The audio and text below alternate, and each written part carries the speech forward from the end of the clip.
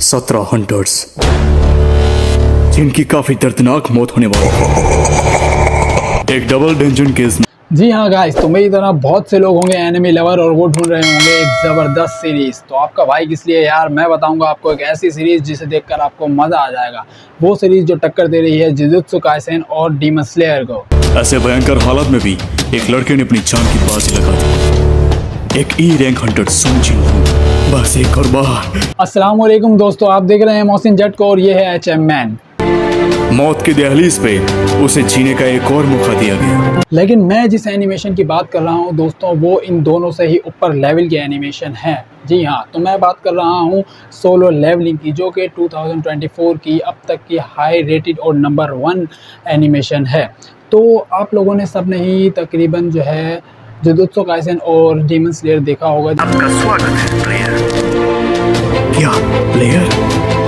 जी हाँ, तो गाइस आज हम बात करने वाले हैं एक ऐसी एनिमेशन की जिसको कंपेयर किया जा रहा है जुजुत्सु काइसेन और डीमन स्लेयर जैसी बड़ी एनिमेशन से, जबकि उन एनिमेशन ने पहले से ही लोगों को पागल कर दिया है और अपना एक अलग ही क्रेज जो लोगों के दिलों में बिठा दिया है।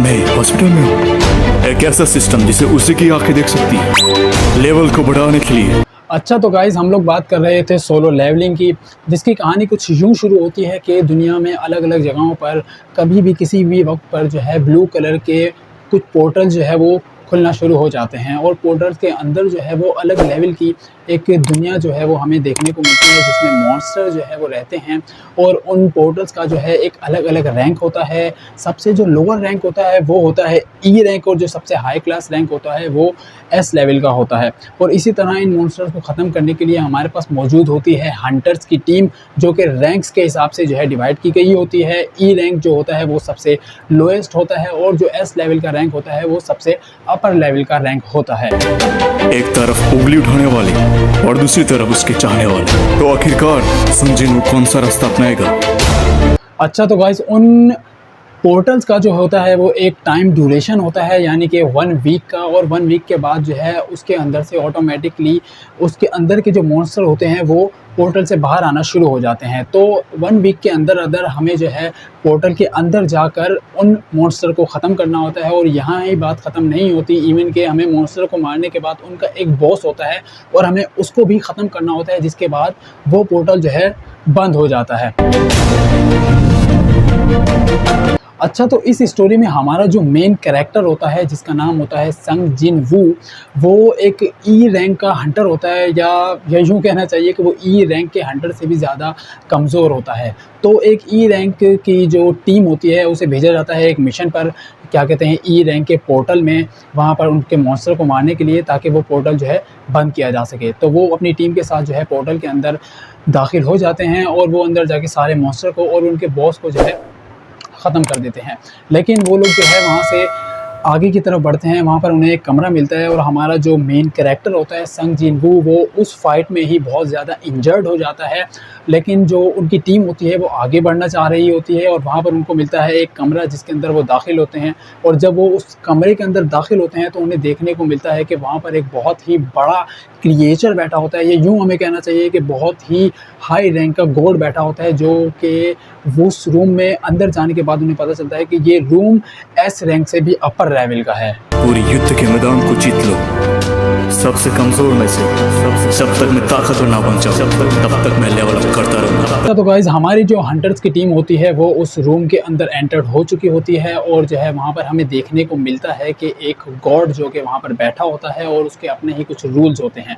वहाँ पर हमें एक अच्छी फाइट देखने को मिलती है और वहाँ पर हमें ये भी पता चलता है कि हंटर्स के ही तरह वहाँ पर हमें दिखाया जाता है कि हीलर्स भी मौजूद होते हैं रैंक के हिसाब से, यानी कि ई रैंक, एस रैंक या एफ रैंक, इस तरीके से हीलर्स भी मौजूद होते हैं जो कि अपने हंटर्स के साथ होते हैं और जो है उनको चोट लगने पर या इंजर्ड होने पर हील करते हैं। लास्ट में हमें ये दिखाया जाता है कि हमारा जो मेन कैरेक्टर होता है वो उस रूम में अकेला बच जाता है। कुछ भी हो जाए मुझे करना ही होगा। अच्छा, तो उसके बाद हमें दिखाया जाता है कि हमारा जो मेन कैरेक्टर होता है संग जिन वू एक हॉस्पिटल में जो है वो होश में आता है और उसके सामने एक स्क्रीन होती है जिस पर जो है उसके लेवल्स दिखाए जा रहे होते हैं और उसके रैंक दिखाए जा रहे होते हैं। वो स्क्रीन इस चीज़ को ज़ाहिर करती है कि भाई अब जिस तरीके से जो है ये अपने लेवल्स को अप करता रहेगा, उसी तरह से जो है इसकी एबिलिटीज़, इसकी स्ट्रेंथ और इसका IQ लेवल वो है उस तरह से बढ़ता जाएगा।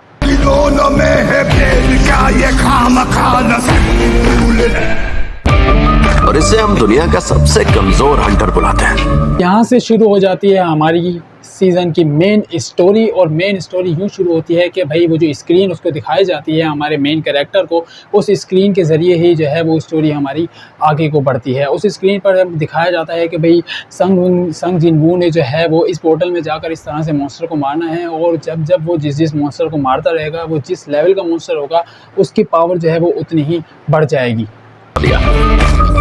और तब से यहाँ का सबसे कमजोर हंटर है। सबसे ज्यादा कमजोर? क्या ये इतना फिसड्डी है? बिल्कुल। तो हमारा मेन कैरेक्टर जो है वो मिशंस को क्रॉस करते करते इस लेवल तक पहुंच जाता है कि जहां उसका रैंक ई होता है, बल्कि यूँ कहना चाहिए कि ई से भी लोएस्ट रैंक होता है हमारे मेन कैरेक्टर का। वहीं वो एकदम से लेवल्स को क्रॉस करते करते जो है एस रैंक तक पहुंच जाता है।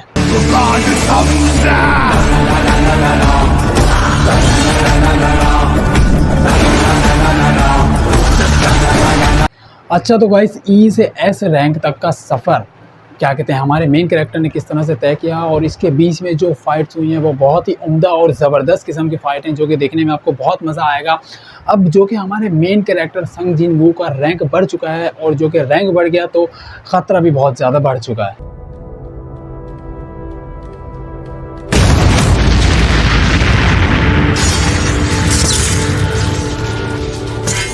अच्छा, तो अब हम चलते हैं सीज़न की सबसे दमदार फाइट की तरफ।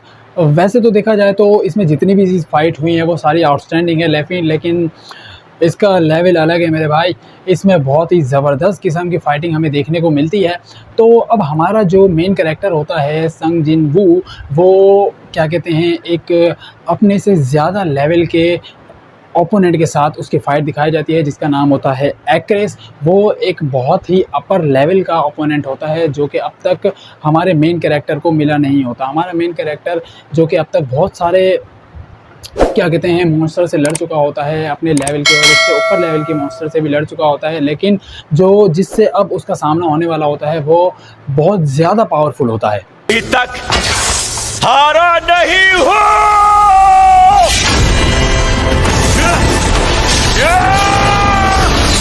मेन कैरेक्टर और एक्रिस के बीच में जो है वो फाइट शुरू हो जाती है, और फाइट की स्टार्टिंग ही इतनी, क्या बताऊँ मैं यार, इतनी ख़तरनाक स्टार्टिंग होती है कि मतलब मैं तो इतना एक्साइटेड हो रहा हूँ आपको बताने के लिए, कहीं मैं कोई स्पॉइलर ना कर दूँ। तो इसकी एंडिंग होती है, क्या होती है एंडिंग, ये क्वेश्चन मार्क है दोस्तों। ये इस क्वेश्चन मार्क का जवाब आपको मिलेगा सोलो लेवलिंग के अंदर, और ये सोलो लेवलिंग आपको देखनी पड़ेगी। और उसको देखने के बाद मुझे कमेंट में बताएं प्लीज़ कि आपको कैसी लगी एक्ट्रेस और हमारे मेन कैरेक्टर यानी कि हमारे हीरो के बीच की फ़ाइट, और इसकी एंडिंग आपको पसंद आई या नहीं। तब तक के लिए अल्लाह हाफिज़, मिलते हैं अगली वीडियो में, और इन्जॉय करें अपनी लाइफ।